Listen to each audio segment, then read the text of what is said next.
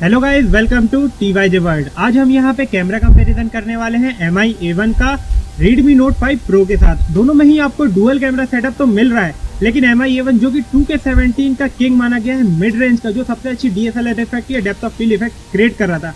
अगर हम यहाँ कैमरा सेटअप की बात करें तो यहाँ पे आपको 12 MP का डुअल कैमरा सेटअप मिल रहा है, जिसमें primary lens wide angle lens है और सेकेंडरी लेंस टेलीफोटो लेंस है, जो 2x ऑप्टिकल जूम करके आपको दे सकता है। Redmi Note 5 Pro में आपको 12+5 MP का डुअल कैमरा सेटअप मिल रहा है, जो कि स्पेशली डिजाइन किया गया है डेप्थ ऑफ फील्ड क्रिएट करने के लिए। यानी यहाँ पे आपको 2x ऑप्टिकल जूम का ऑप्शन नहीं मिल रहा, जो कि MI A1 में आपको मिल रहा था। लेकिन कंपनी का क्लेम ये है कि जो MI A1 में प्रॉब्लम्स आ रही थी लो लाइट सिचुएशन में, वो इसमें नहीं आएंगी। और साथ में फ्रंट कैमरा भी बहुत इंप्रूव कर दिया गया है। अब हम यहाँ पे मैक्रो मोड टेस्ट और कलर रिप्रोडक्शन टेस्ट परफॉर्म करेंगे डिफरेंट सिचुएशंस में।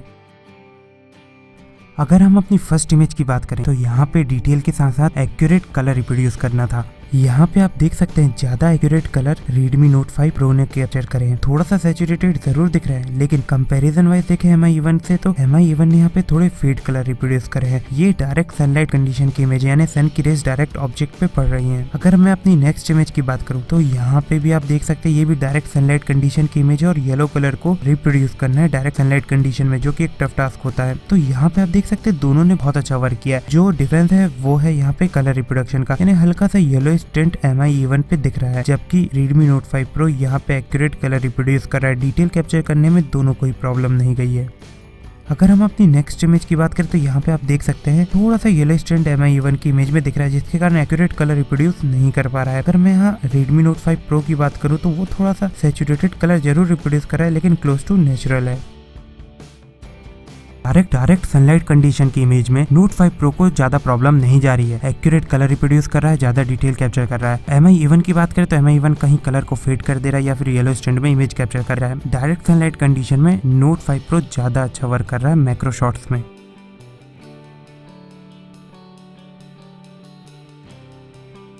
अगर हम अपनी नेक्स्ट इमेज की बात करें तो यहाँ पे आप देख सकते हैं डायनेमिक रेंज बैलेंस करने में Note 5 Pro ने ज्यादा अच्छा वर्क किया। डिटेल की बात करूँ तो डेफिनेटली यहाँ पे डिटेल ज्यादा MI A1 ने कैप्चर करी है। अब आप हमें कमेंट करके बताइए आपको किसकी इमेजेस यहाँ ज्यादा अच्छी लग रही। और डिटेल में अगर आपको इमेजेस देखनी है तो डिस्क्रिप्शन में लिंक है, आप वहाँ से देख सकते हैं।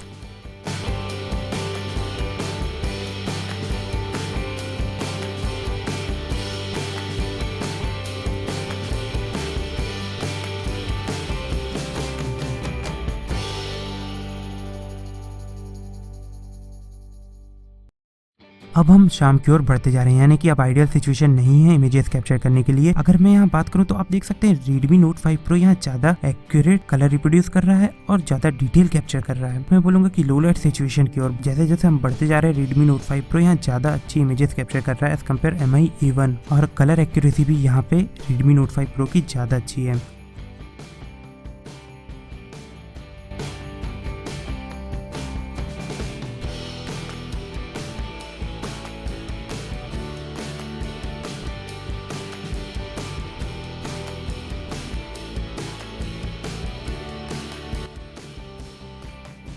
अगर हम अपनी नेक्स्ट इमेज की बात करें तो यहाँ पे मैंने लैंप को फोकस किया था और यहाँ पे डायनेमिक रेंज को बैलेंस करके ज्यादा एक्यूरेट इमेज कैप्चर यहाँ पे Note 5 Pro ने करी। आप देख सकते हैं बैकग्राउंड की भी कुछ डिटेल दिख रही है, साथ में जो लैंप का एक्यूरेट कलर है वो दिख रहा है एज कम्पेयर MI A1 ने पूरा डार्क कर दिया है, बस लैंप का ही कुछ पार्ट को फोकस किया है। तो यहाँ पे डायनेमिक रेंज ज्यादा अच्छे से बैलेंस किया है Note 5 Pro ने।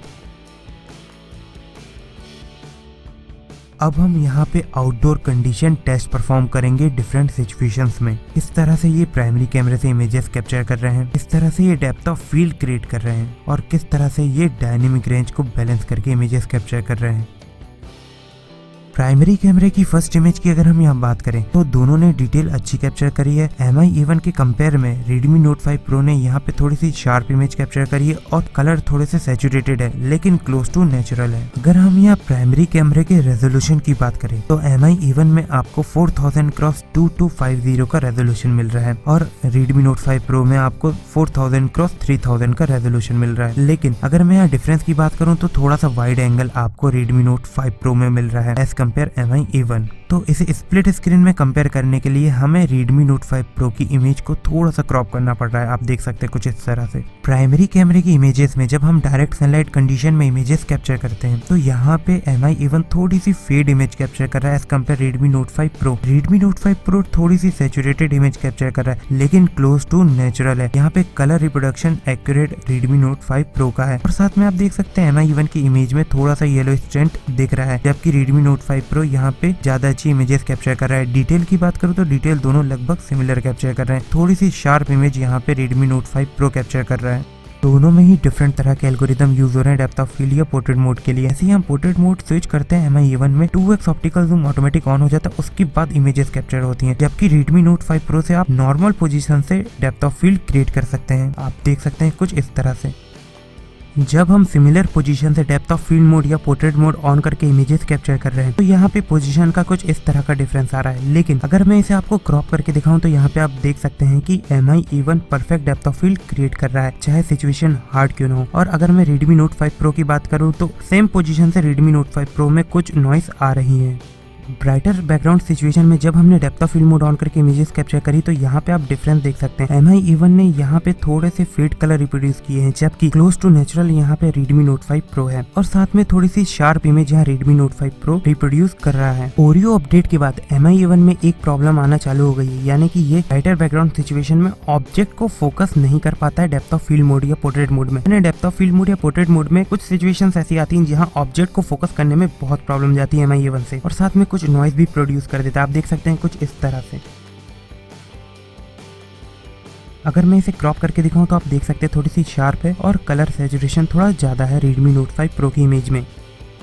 अगर हम अपनी नेक्स्ट इमेज की बात करें तो यहाँ पे आप देख सकते हैं बैकग्राउंड और ऑब्जेक्ट के बीच में ज्यादा डिस्टेंस नहीं था, यानी कि यहाँ पे डेप्थ ऑफ फील्ड क्रिएट करने में दोनों ही मोबाइलों को थोड़ी तो प्रॉब्लम गई है। लेकिन ऑब्जेक्ट को डिटेक्ट करके परफेक्ट डेप्थ ऑफ फील्ड की बात करूँ तो MI A1 ने ज्यादा अच्छा वर्क किया है। यहाँ Redmi Note 5 Pro ने यहाँ पे थोड़ी सी नॉइस क्रिएट कर दी। अगर मैं इसे क्रॉप करके दिखाऊं तो आप देख सकते हैं कि यहाँ ज्यादा अच्छा वर्क MI A1 ने किया है। अगर हम अपनी नेक्स्ट इमेज की बात करें तो फिर से सिमिलर सिचुएशन थी। अगर मैं इसे क्रॉप करके दिखाऊं तो आप देख सकते हैं कि यहाँ पे MI A1 ने ज्यादा अच्छी इमेज कैप्चर करी है। अब हम यहाँ पे Redmi Note 5 Pro से आगे जाके इमेज कैप्चर कर रहे हैं और MI A1 की पोजीशन पे हम लेके आ रहे हैं। तो यहाँ पे आप देख सकते हैं अब Redmi Note 5 Pro ज्यादा अच्छी इमेजेस कैप्चर करने लगा है, यानी MI A1 के कंपेयर में ज्यादा शार्प है, ज्यादा डिटेल कैप्चर कर रहा है और perfect depth of field create कर रहा है। Redmi Note 5 Pro की अगर हम इमेज कंपेयर करें जो हमने आगे जाके कैप्चर करी थी और जो नॉर्मल पोजीशन से कैप्चर करी थी तो यहाँ पे आप डिफरेंस देख सकते हैं। राइट साइड है जो हमने क्रॉप किया है और लेफ्ट साइड है जो हमने आगे जाके इमेज कैप्चर करी है। जब हम कैमरे और ऑब्जेक्ट के बीच में अप्रॉक्स 1 मीटर की डिस्टेंस रख के पोर्ट्रेट मोड ऑन करके इमेजेस कैप्चर कर रहे हैं तो MI A1 के 2x ऑप्टिकल जूम के कारण ये ऑब्जेक्ट को पूरा कवर भी नहीं कर पा रहा है और ऑब्जेक्ट की डिटेल भी उतनी कैप्चर नहीं कर पा रहा है। और अगर मैं यहाँ Redmi Note 5 Pro की बात करूँ तो Redmi Note 5 Pro approx 1 metre से बहुत अच्छी डेप्थ ऑफ फील्ड क्रिएट कर रहा है और साथ में कलर भी एक्यूरेट रिप्रोड्यूस कर रहा है और डिटेल भी अच्छी कैप्चर कर रहा है। Redmi Note 5 Pro से जब हम आगे जाके इमेजेस कैप्चर कर रहे हैं और MI A1 की पोजीशन पे ला रहे हैं तो यहाँ पे आप देख सकते हैं कि Redmi Note 5 Pro की इमेजेस में डेप्थ ऑफ फील्ड भी परफेक्ट क्रिएट हो रही है, साथ में कलर भी एक्यूरेट रिप्रोड्यूस कर रहा है। MI A1 यहाँ पे थोड़े से फेड कलर रिप्रोड्यूस कर रहा है। और अगर मैं स्किन टोन की बात करूँ तो आप देख सकते हैं नेचुरल स्किन टोन यहाँ पे Redmi Note 5 Pro का है और साथ में डिटेल भी ज्यादा कैप्चर यहाँ पे Redmi Note 5 Pro कर रहा है। यानी जब हम पास जाके इमेजेस कैप्चर कर रहे हैं और सिमिलर पोजीशन पे लेके आ रहे हैं MI A1 की इमेज के तो यहाँ पे Redmi Note 5 Pro ज्यादा अच्छा वर्क कर रहा है। और जब हम सिमिलर पोजीशन से इमेजेस कैप्चर कर रहे थे और उसे क्रॉप करके आपको दिखा रहे थे तो वहाँ पे MI A1 ज्यादा अच्छा वर्क कर रहा था। यानी अगर आपको Redmi Note 5 Pro से perfect depth of field create करनी है तो ऑब्जेक्ट और कैमरे के बीच में डिस्टेंस आपको 1 मीटर के अप्रॉक्स रखना पड़ेगा। यहाँ पे आपको जज करना है और कमेंट कीजिए कि आपको किसकी इमेजेस ज्यादा अच्छी लग रही है, किसकी डेप्थ ऑफ फील्ड ज्यादा अच्छी लग रही है आपको।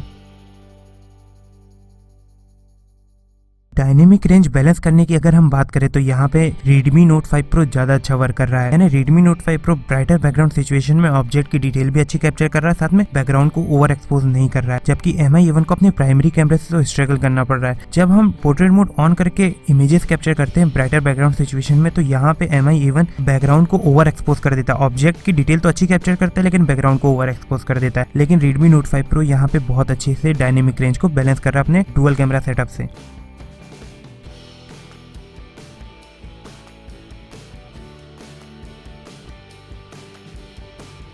दोनों ही मोबाइल में आप 720p यानी HD में 120 fps में स्लो मोशन वीडियो रिकॉर्डिंग कर सकते हैं। और साथ में यहाँ जो डिफरेंस दिख रहा है, Redmi Note 5 Pro थोड़ा सा वाइड एंगल कवर कर रहा है एज कम्पेयर MI A1।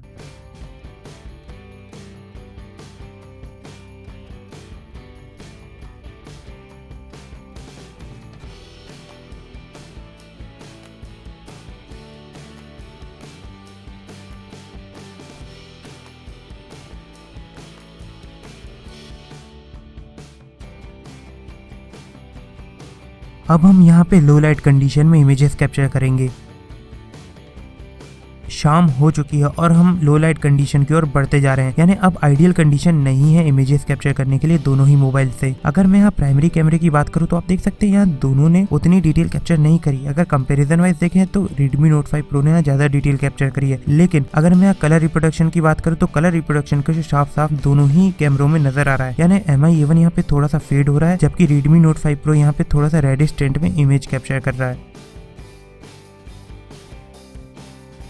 और जैसे जैसे हम लो लाइट सिचुएशन की ओर बढ़ते जा रहे थे, MI A1 की परफॉर्मेंस बहुत ही पुअर होती जा रही थी, चाहे वो प्राइमरी कैमरा हो या फिर डुअल कैमरा सेटअप हो। और अगर Redmi Note 5 Pro की बात करूँ तो Redmi Note 5 Pro यहाँ पे अपने प्राइमरी कैमरा और डुअल कैमरा सेटअप से बहुत अच्छी परफॉर्मेंस दे रहा है लो लाइट सिचुएशन में। आप देख सकते हैं जब हम पोर्ट्रेट मोड या depth of field mode on करके इमेजेस कैप्चर कर रहे हैं तो Redmi Note 5 Pro यहाँ पे डिटेल कैप्चर कर रहा है और कंडीशन के हिसाब से अच्छी इमेजेस कैप्चर कर रहा है। लेकिन MI A1 यहाँ पे इमेज को कुछ ज्यादा ही डार्क कर दे रहा है और किसी कंडीशन आई जहाँ पूरी डार्क इमेज कैप्चर किया है MI A1 ने अपने डुअल कैमरा सेटअप से। और प्राइमरी कैमरे की बात करूं तो प्राइमरी कैमरे से भी आप देख सकते हैं यहाँ पे Redmi Note 5 Pro ज्यादा अच्छा परफॉर्मेंस दे रहा है, यानी लो लाइट कंडीशन में Redmi Note 5 Pro ज्यादा अच्छी परफॉर्मेंस दे रहा है।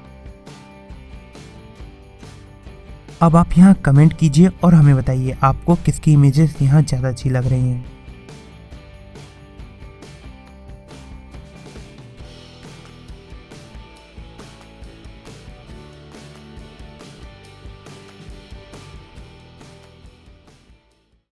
हम दोनों से ही यहाँ पे फुल HD में 1080p 30 fps में वीडियो रिकॉर्डिंग कर रहे हैं। हम यहाँ पे स्टेबलाइजेशन टेस्ट परफॉर्म कर रहे हैं, डायनेमिक रेंज किस तरह से ये बैलेंस कर रहे हैं, यानी कि ब्राइटर बैकग्राउंड सिचुएशन में किस तरह से ऑब्जेक्ट का कलर रिप्रोड्यूस कर रहे हैं। अगर मैं यहाँ बात करूँ तो हल्का सा आपको वाइड एंगल मिल रहा है MI A1 में, लेकिन अगर मैं यहाँ बात करूँ Note 5 Pro की तो वो थोड़ा स्टेबल वीडियो बना रहा है। स्क्रीन की बात करूँ, कलर रिप्रोडक्शन की बात करूँ तो यहाँ ज़्यादा एक्यूरेटेड MI A1 की फुटेज लग रही है। बाकी अब आपको यहाँ कमेंट करना है और बताना है आपको वॉइस किसकी ज़्यादा अच्छी लग रही है और किसकी यहाँ पे फुटेज ज़्यादा अच्छी लग रही है, कलर रिप्रोडक्शन किसका आपको एक्यूरेट लगा है। तो आपकी प्रेफरेंस पे ये डिपेंड करता है। कमेंट कीजिए और हमें बताइए।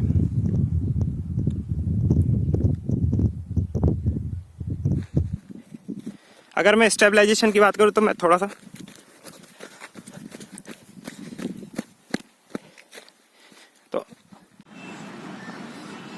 तो आप यहाँ पे देख सकते हैं स्टेबलाइजेशन टेस्ट की बात करूँ तो स्क्रीन पर मुझे साफ स्टेबलाइजेशन Redmi Note 5 Pro में दिख रहा है, जबकि MI A1 बहुत शेक हो रहा है। और प्रोडक्शन की बात करें तो लगभग सिमिलर दिख रहा है।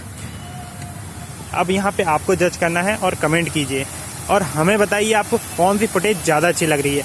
दोनों ही फुटेज फुल HD, दोनों ही फुटेज 1080p 30 fps में बनाई जा रही है। कलर रिप्रोडक्शन का यहाँ पे टेस्ट हो रहा है, मतलब डिफरेंट कलर यहाँ पे आप देख सकते हैं रिप्रोड्यूस हो रहे हैं और ये लो लाइट सिचुएशन है।